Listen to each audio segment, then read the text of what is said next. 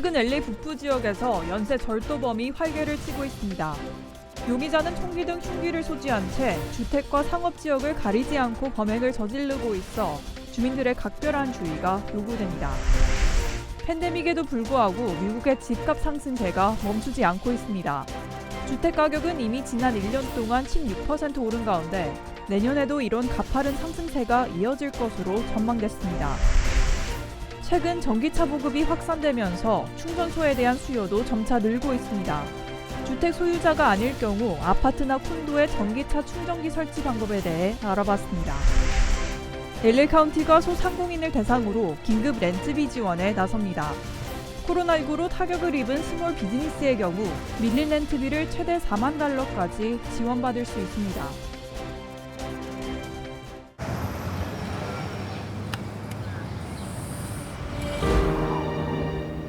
아직 쓰여지지 않은 스토리. 그 스토리를 완성하기 위해서는 새로운 아이디어를 찾아 움직여야 합니다. 우리의 움직임, 그것은 차세대 전동화 차량을 만드는 것입니다. 당신의 새로운 영감을 찾아서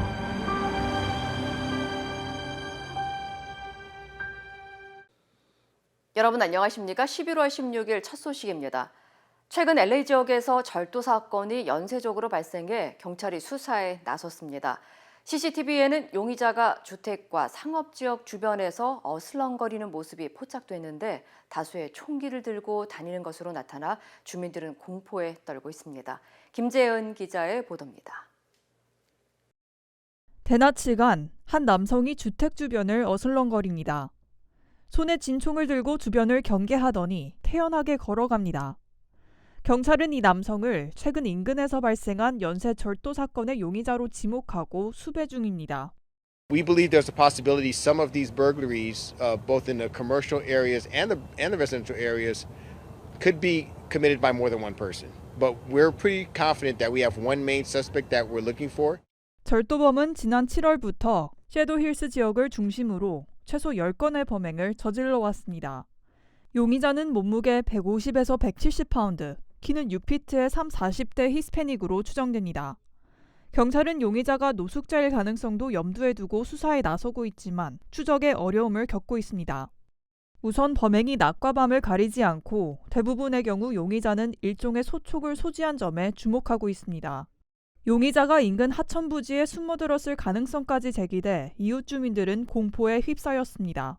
We have everything locked up. We're constantly staying in our house. What's that noise? Checking all our cameras. It's been very like, what's going on? Why is this happening to us? 이런 가운데 오늘 새벽 한 LA시 수도 전력국 시설에선 동일범으로 추정되는 남성이 침입한 것으로 확인됐습니다. 남성은 똑같이 소총을 들고 있었고 건물 울타리를 넘는 모습이 카메라에 포착되자 시설은 수시간 동안 임시 폐쇄되기도 했습니다. 경찰은 범인 검거에 실패했지만 신원을 파악할 만한 증거물을 확보한 상태라며 DNA 등을 통해 일치 여부를 판단할 방침이라고 전했습니다. MBC 뉴스 김재은입니다. 미국 집값이 고공행진을 이어가고 있습니다. 팬데믹 동안 미국의 주택 가격은 1년 새 16% 올랐는데요. 특히 젊은 층이나 처음으로 집을 마련하는 사람들은 집 구매를 포기해야 하는 상황입니다. 집값 상승세가 내년까지 지속될 것이라는 전망도 나왔습니다. 홍지은 기자의 보도입니다. 미국의 평균 집값이 1년 전보다 16% 오르면서 상승세를 이어가고 있습니다. 미국 부동산 시장 183개 가운데 99%의 가격이 올랐고 78%에서 두 자릿수대 상승폭을 보였습니다.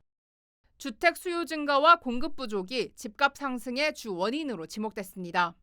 Right now there's obviously a huge supply problem in real estate. There's just not enough houses for enough people. 재택근무 확대로 주거 환경을 개선하려는 수요가 늘어난 데다 주택담보대출 금리가 역대 최저 수준으로 떨어져 수요를 부추긴 결과입니다. 이에 더해 주택 공급량은 제한적이어서 집값 고공행진에 속도가 붙고 있습니다. 집주인이 제시한 가격에 집이 팔리고 있고 35%의 집은 요구 가격 이상으로 판매된 것으로 나타났습니다. In order to get us out of this housing crisis we have where prices keep going up, we actually have to build more homes. And 1 year is not enough time for us to see that happen. I don't think we're going to see any reduction in prices in the next year. 주택 쟁탈전이 불붙고 있습니다. 집이 시장에 나온 뒤 팔릴 때까지 소요되는 시간은 단 일주일입니다. 모기지 이자율이 상승할 것으로 전망되지만 주택 수요 열기는 사그라들 기미가 보이지 않습니다.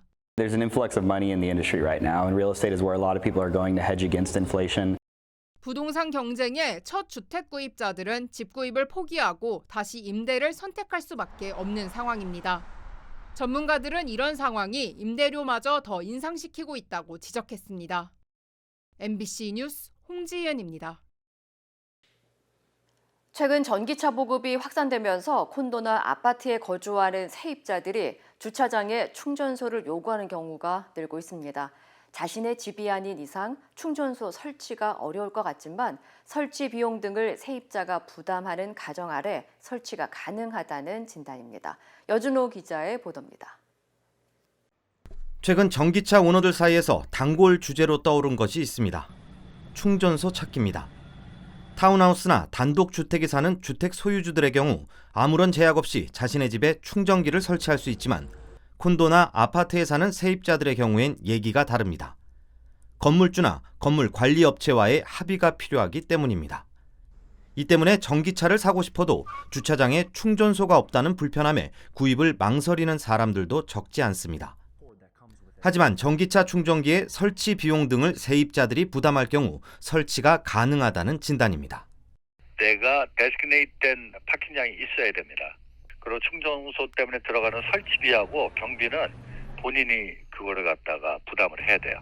세입자가. 전기차 충전소에 대한 보험 역시 세입자가 필수로 들어야 합니다. 1년 렌트비에 10배 액수의 보험을 들어야 되는데 보험을 안 들 수 있는 경우도 있어요. 안전보호국이 있거든요. 정부에. 거기에 라이센스가 돼 있는 일렉트리션을 통해서 만약에 충전소를 설치했으면 보험은 안 들어도 됩니다. 다만 건물 전체 주차 공간이 5개 미만이거나 기존 주차장 공간의 10% 이상 전기차 충전소가 이미 설치됐을 경우 또 렌트 컨트롤을 적용하는 건물 등은 건물주가 충전소 설치를 거부할 수 있습니다. 만약 충전소를 설치한 세입자들이 리스 기간이 끝나 다른 곳으로 이사할 경우엔 건물주와 합의하에 충전소를 옮기거나 건물주에게 양도할 수 있습니다. MBC 뉴스 여준호입니다. LA 카운티가 스몰 비즈니스를 대상으로 대규모 렌트비 구제 프로그램을 시행합니다. 홀리 미첼 LA 카운티 이지구 슈퍼바이저는 렌트비가 밀린 스몰 비즈니스에 업소당 최대 $40,000까지 지원하는 긴급 렌트비 구제 프로그램을 실시한다고 밝혔습니다. 지원 대상인 스몰 비즈니스는 연간 평균 정직원 수가 9명 이하인 LA 카운티 지칼 구역 내 위치한 업소로 지난해 세금 보고 기준 연 매출이 $100만 이하여야 합니다. 또 코로나19 비상사태가 선포된 지난해 3월 4일 이후 12개월간의 총 수익 손실이 25% 이상임을 증명해야 합니다. 렌트비 지원 신청 기간은 내일 오전 8시부터 시작되며 오는 24일 오후 5시에 마감됩니다. 추수감사절 연휴를 앞두고 기내 수화물 제한 규정에 대한 각별한 주의가 요구됩니다. 연방교통안전국 TSA는 올해 추수감사절 연휴 공항이 혼잡할 것으로 예상된다며 여행객들은 기내에 반입해도 되는 물품 종류를 미리 확인할 것을 당부했습니다. 특히 추수감사절 식자재인 냉동 육류와 야채, 과일, 파이 등 고체 식품의 경우 기내에 반입이 가능하지만 크랜베리와 그레이비 소스, 와인, 잼, 통조림, 육수 등 3.4온스 이상의 액체물은 항공기 기내로의 반입이 금지된다고 전했습니다. TSA 측은 특히 식료품에 대해선 추가 조사가 이루어지는 경우가 많다며 해당 제품들을 투명 지퍼백에 넣어 기내 반입 수화물과 구분해 두었다가 보안 검색 시 이를 따로 제시할 것을 권장했습니다. 올해 뉴욕 타임스퀘어 새 전야 행사가 대면으로 진행될 예정입니다. 빌 더블라주어 뉴욕시장은 올해는 시의 대표적인 새해맞이 행사인 볼드럽을 대면으로 진행하고 코로나19 백신 접종자에 한해 행사 참석을 자유화한다고 밝혔습니다. This New Year's Eve, Times Square, everyone come on down. We're celebrating. 따라서 5세 이상 모든 참석자는 백신 접종 완료 증명서와 사진이 부착된 신분증을 반드시 제시해야 하며 방문 인원은 제한되지 않습니다.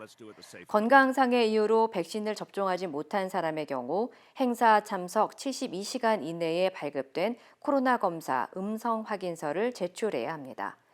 뉴욕 경찰국은 행사장 인근 곳곳에 체크포인트를 설치하고 방문객들의 백신 접종 증명서 등을 확인할 방침이라고 덧붙였습니다.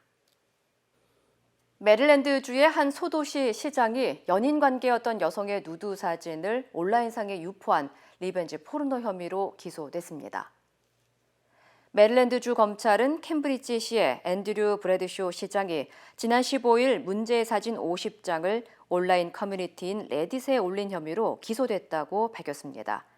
올해 1월 캠브리지 역사상 최연소 시장으로 취임한 브래드쇼 시장은 지난 4월 피해 여성의 이름과 생년월일 등 신상 정보를 이용해 다수의 레딧 계정을 만든 뒤 누드 사진을 올렸고 인종적 비방과 성적으로 부적절한 내용의 글을 게시한 것으로 조사됐습니다.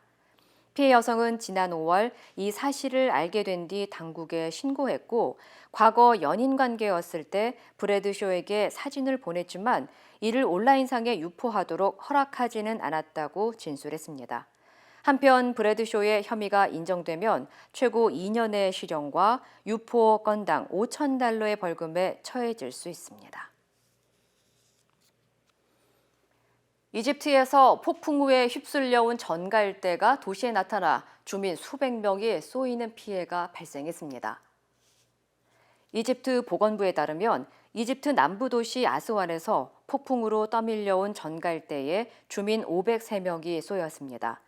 이와 관련한 사망자는 보고되지 않은 가운데 전갈에 쏘인 주민들은 극심한 고통을 호소하거나 발열과 구토, 설사 등의 증상을 겪었으며 모두 병원에서 해독제를 투여받은 것으로 알려졌습니다.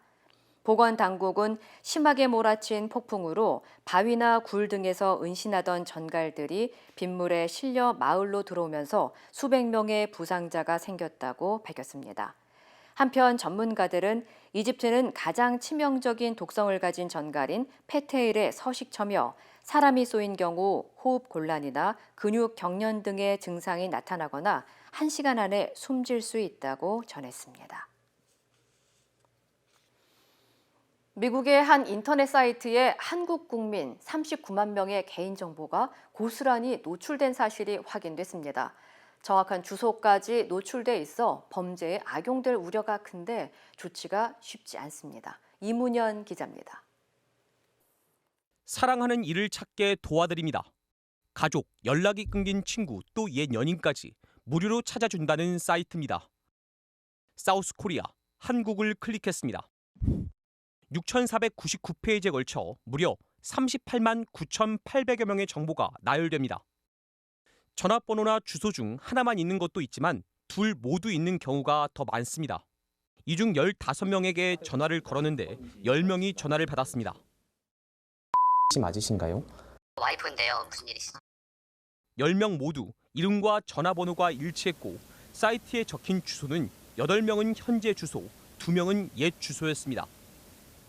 범죄에 악용될 소지마저 있어 보입니다.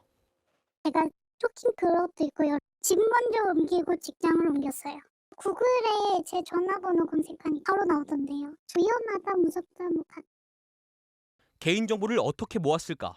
이름과 주소는 SNS에 공개돼 있고 연락처는 일부 통신사가 판매한다며 정확한 출처는 영업 비밀이라고 돼 있습니다.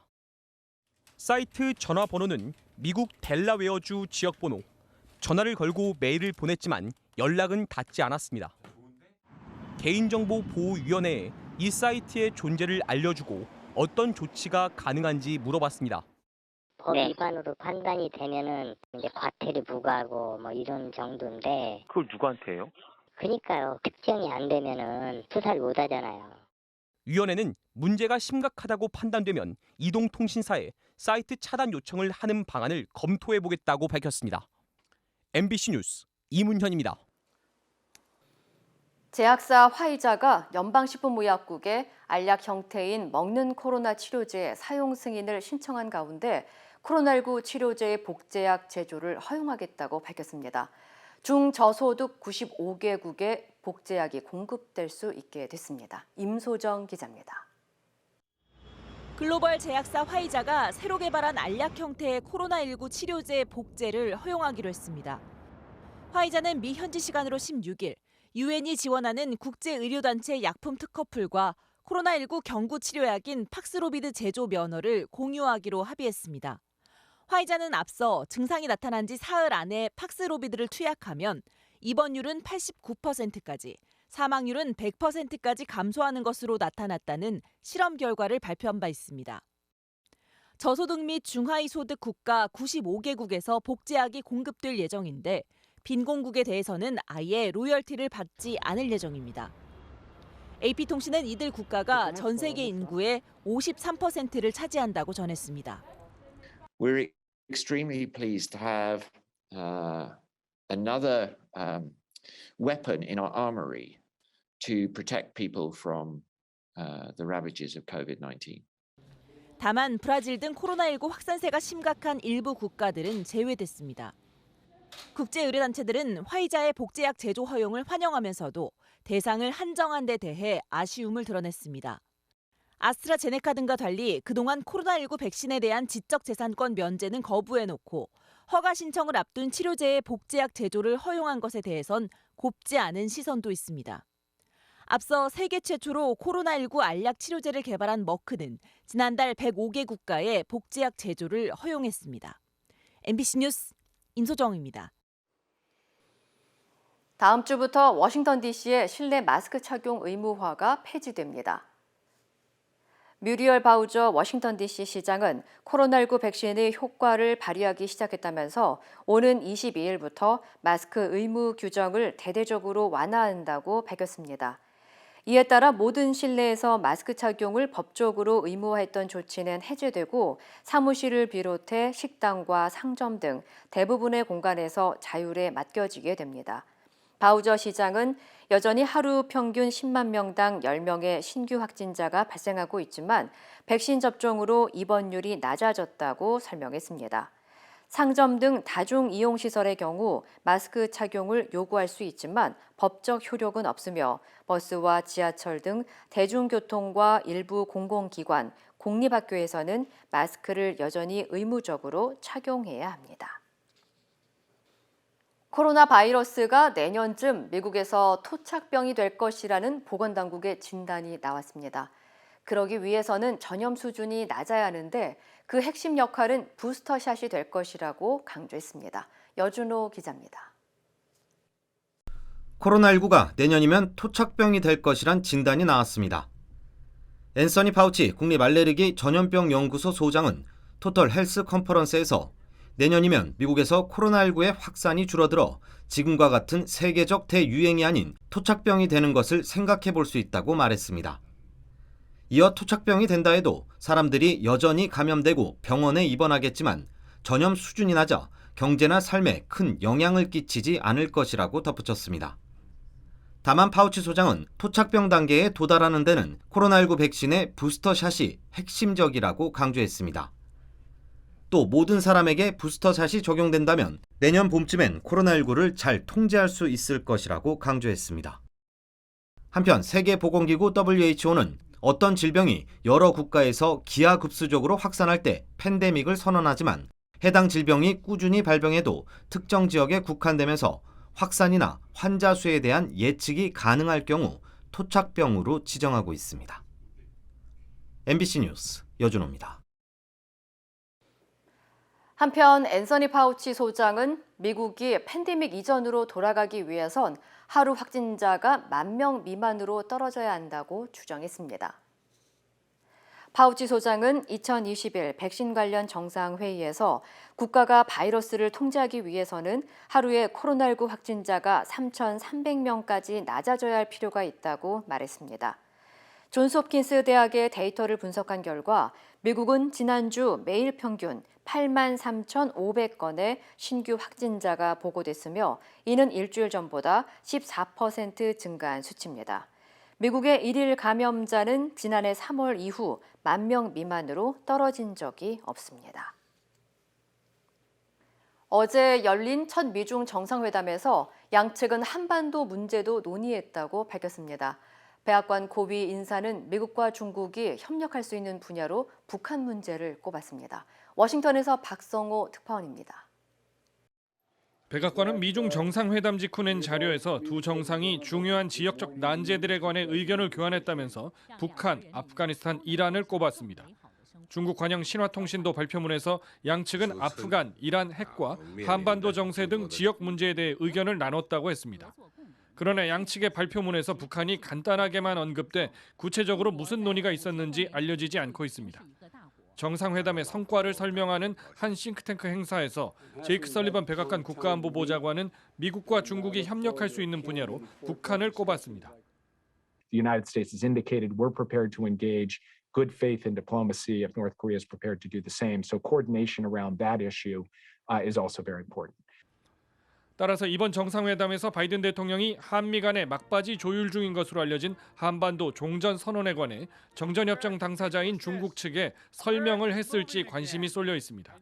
만약 그런 논의가 있었다면 시진핑 주석은 최근 유엔에 제출한 대북 제재 완화 결의안을 거론하며 미국의 입장 변화를 요구했을 수 있습니다. 워싱턴에 도착해 종전선언 관련해 곧 좋은 결과가 있을 것 같다고 한 최정건 외교부 1차관은 오늘 웬디 셔먼 미국 국무부 부장관과 만났습니다. 내일은 한미일 외교차관 협의가 있고 그 직후 국무부에서 공동 기자회견이 예정돼 있습니다. 모처럼 한미일 3국 동맹이 모여서 비핵화 방안에 한 목소리를 낼지 관심입니다. 일본은 당사자는 아니지만 종전선언이 시기상조라며 난색을 표한 바 있습니다. 워싱턴에서 MBC 뉴스 박성호입니다.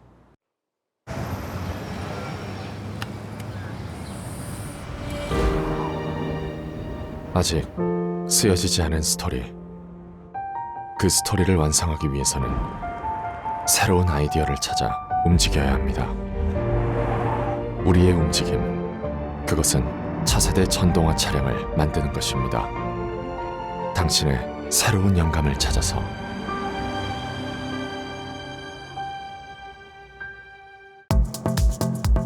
세상의 모든 콜라겐과 비교하셔도 자신 있습니다. 라이필 더마 콜라겐, TV 홈쇼핑의 모든 콜라겐 제품 중에 가장 작은 사이즈의 173달톤. 피부세포와 동일 구조이기 때문에 단 4주 만에 확 달라진 결과를 확인할 수 있습니다. 라이필과 함께 하시면 예뻐지실 수 있습니다.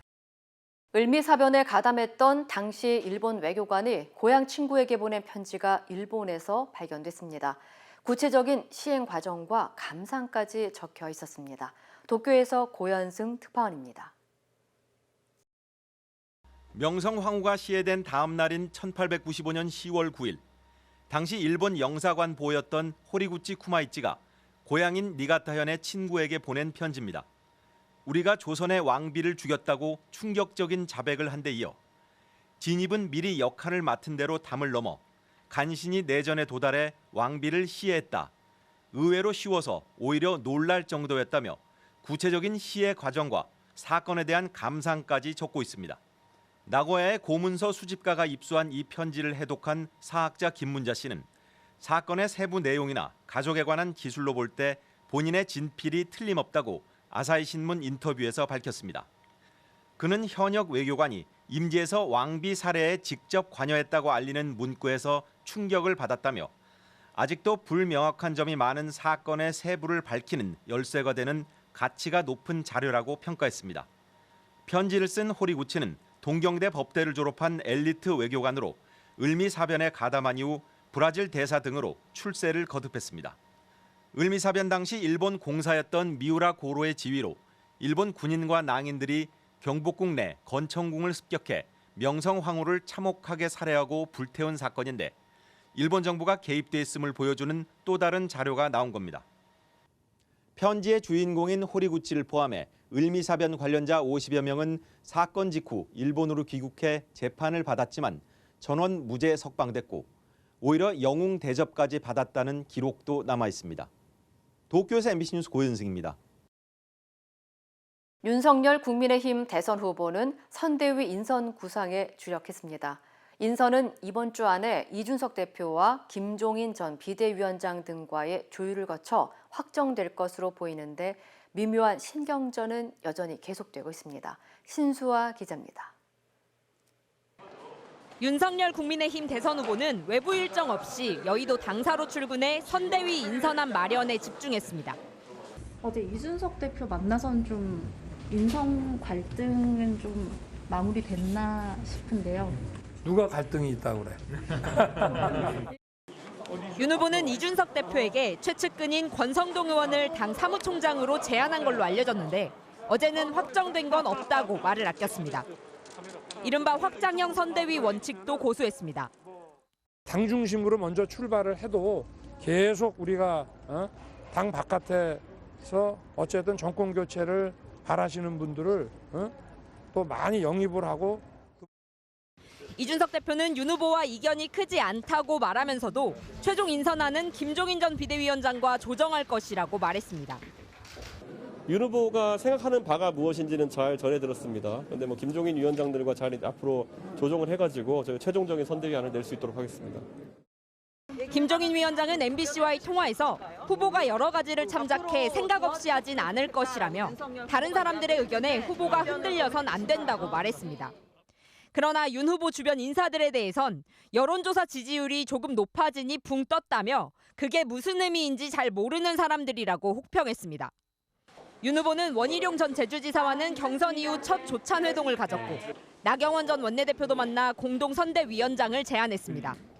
윤 후보는 최대 경쟁자였던 홍준표 의원과도 조만간 연락을 취할 것이라고 밝혔는데 정작 홍 의원은 윤 후보를 지지해야 하냐는 지지자들의 질문에 대답 불가라고 밝히는 등 여전히 거리를 두는 입장을 유지했습니다.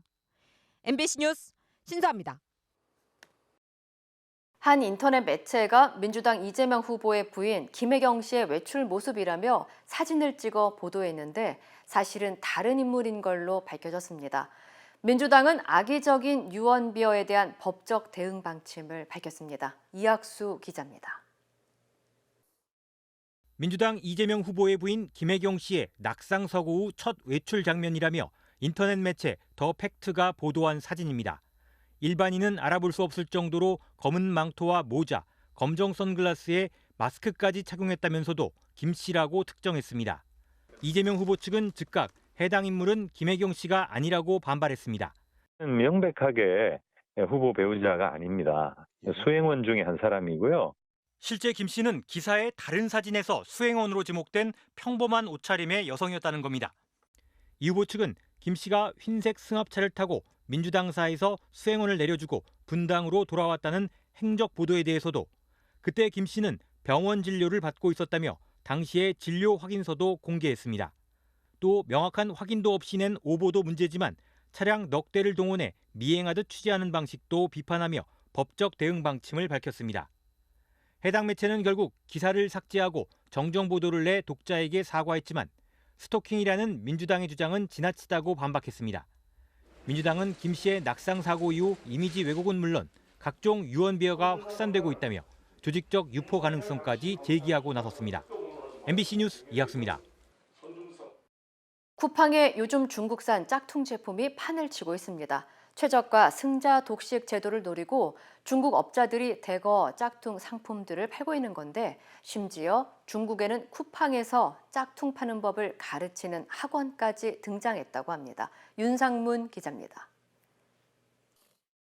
정품 최저가가 5만 원대인 신발. 그런데 쿠팡에서 검색하면 16,000원이나 더 싸게 팝니다. 베스트 상품평엔 안심하고 사셔도 된다는 글이 올라와 있고 별점도 4개 반이나 됩니다. 정품일까 가짜일까? 상품평을 자세히 훑어보니 정품이 아닙니다. 후기에 정품이라고 해서 샀는데 같은 판매자 맞나요? 바느질 완전 엉망진창. 심하게 삐뚤어진 체크 패턴. 쿠팡에서 이렇게 베스트 상품평만 보고 정품인 줄 알고 샀다가 피해를 본 사례가 줄을 잇고 있습니다. 후기도 되게 좋았고 다 정품이다 아니면 TV에서 봤던 것과 똑같다 뭐 이런 제품 설명을 많이 봐서 그냥 믿고 제품을 구매했던 것 같아요. 이런 피해가 많은 건 쿠팡만의 독특한 아이템 위너 제도 때문입니다. 쿠팡에서 물건을 팔 때 단돈 1원이라도 더 싸게 올리면 아이템 위너가 됩니다. 아이템 위너가 되면 검색에서 유일하게 노출되고 다른 판매자들이 이미 확보한 같은 제품의 상품평들도 모두 끌어올 수 있습니다. 이 제도의 허점을 중국업자들이 노립니다. 짝퉁 상품을 정품인 것처럼 속여 최저가로 올리면 버젓이 아이템 위너가 되는 겁니다. 똑같이 정품 만들면 수지가 안 맞기 때문에 아예 짝퉁을 만들어요. 중국업자들은 이 수법을 건마이, 즉 따라 판매라고 부릅니다. 많이 팔리는 상품을 선택해 무조건 최저가로 올리는 수법입니다. 跟卖出单是最快的，因为它已经有评价了，已经有很多跟那个卖家在里边了，有评价，继承了别人的评价。 중국 현지에서는 아예 건마이로 쿠팡에서 돈 버는 법을 가르치는 전문 학원들까지 생겼습니다. 你看我这边学员里面有3个，第一个月30天内就超过20万人民币，4000万的一个流水韩币。 누군가 짝퉁으로 신고해도 다른 이름으로 사업자 등록하면 그만입니다.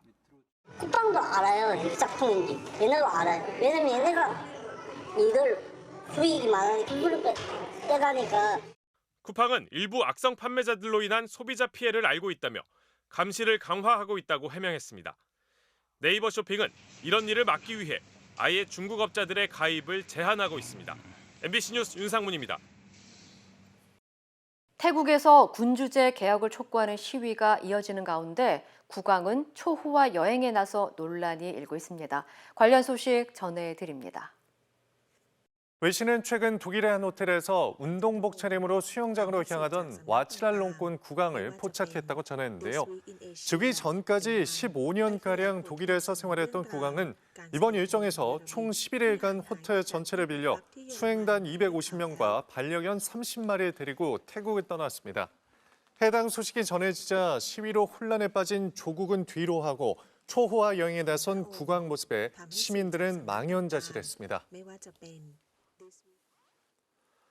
한 건물 앞에서 발생한 폭발로 희뿌연 연기가 솟구칩니다. 현지 시간 16일 동아프리카에 위치한 우간다에서 의회 근처 거리와 중앙경찰서 앞에 3분 사이 연쇄 자살폭탄 테러가 발생해 민간인 3명이 숨졌습니다. 현지 경찰은 이슬람 극단주의 세력의 자살폭탄 테러로 추정하고 있으며 범행에 가담한 테러범 3명도 현장에서 사망했다고 밝혔는데요. 이번 자살폭탄 테러로 다친 민간인 30여 명 중 중상자가 많아 사망자는 더 늘어날 것으로 전망되고 있습니다. 현지 시간 16일 러시아 국방부는 우주에 있는 자국 위성 첼리나 D를 미사일로 파괴하는 요격 시험이 성공적으로 이루어졌다고 밝혔습니다.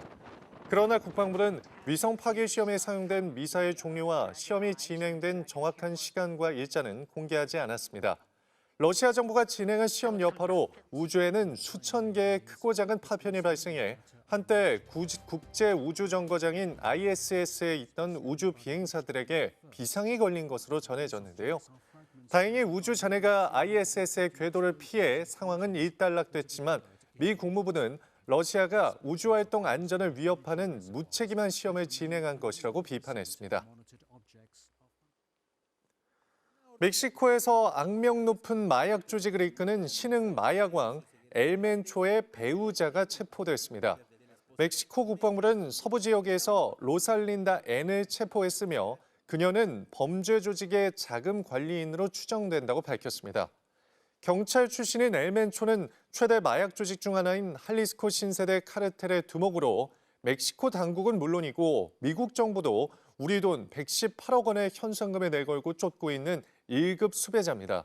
그가 이끄는 조직은 대규모 마약 거래는 물론 군경에 대한 공격도 서슴지 않는 것으로 알려졌습니다. 이 시각 세계였습니다.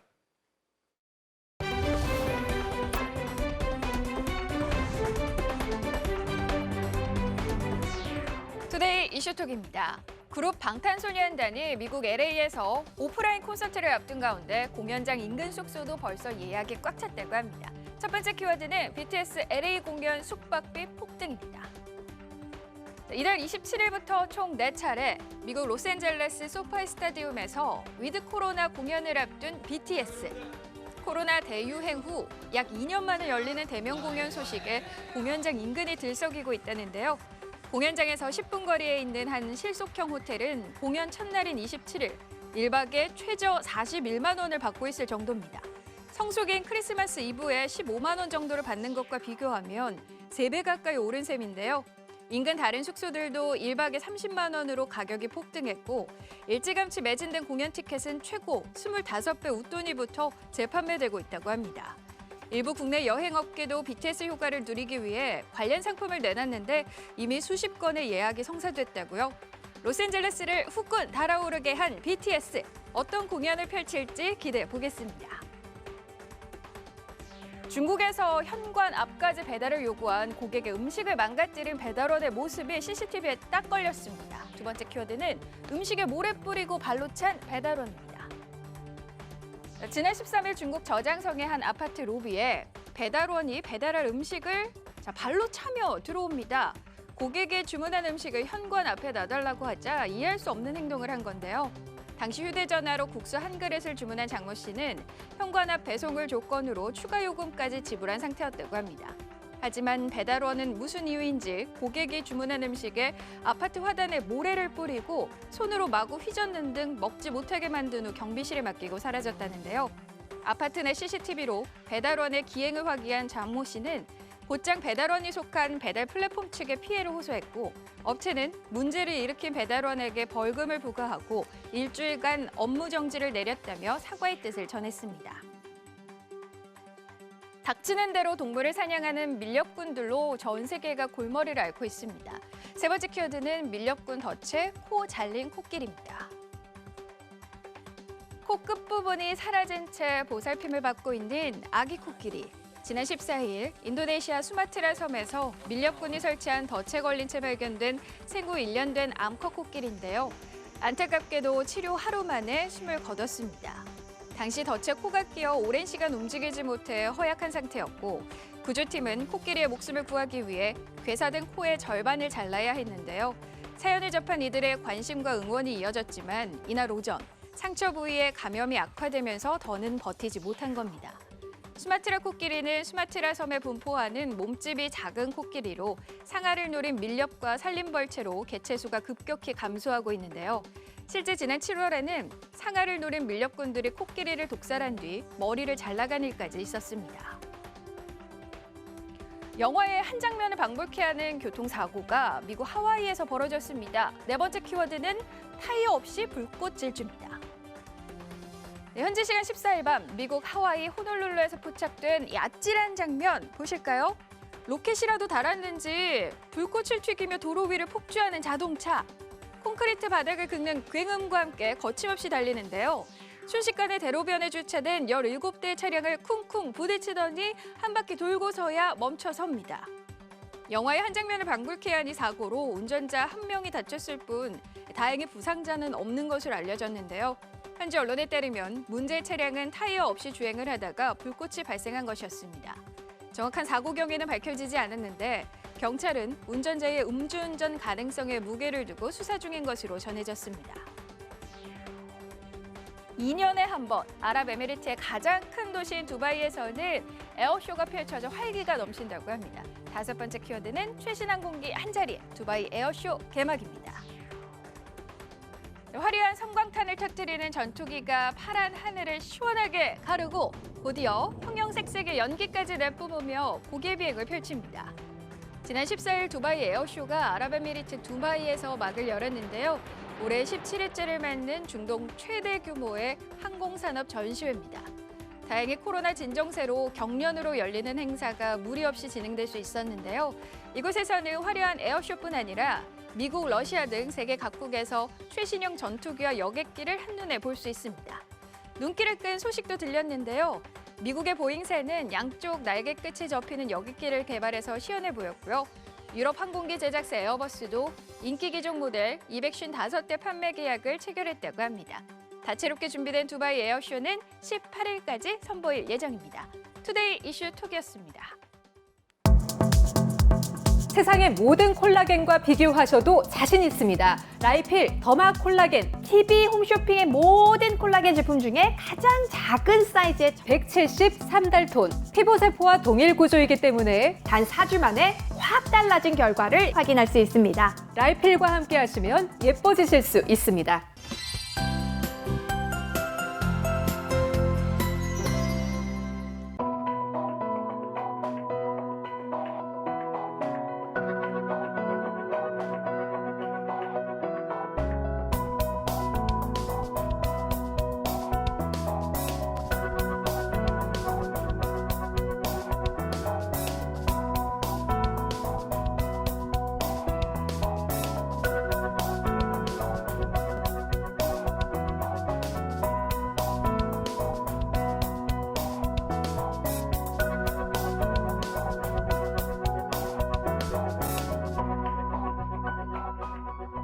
이상으로 11월 16일 화요일 뉴스를 마칩니다. 시청해주신 여러분 고맙습니다.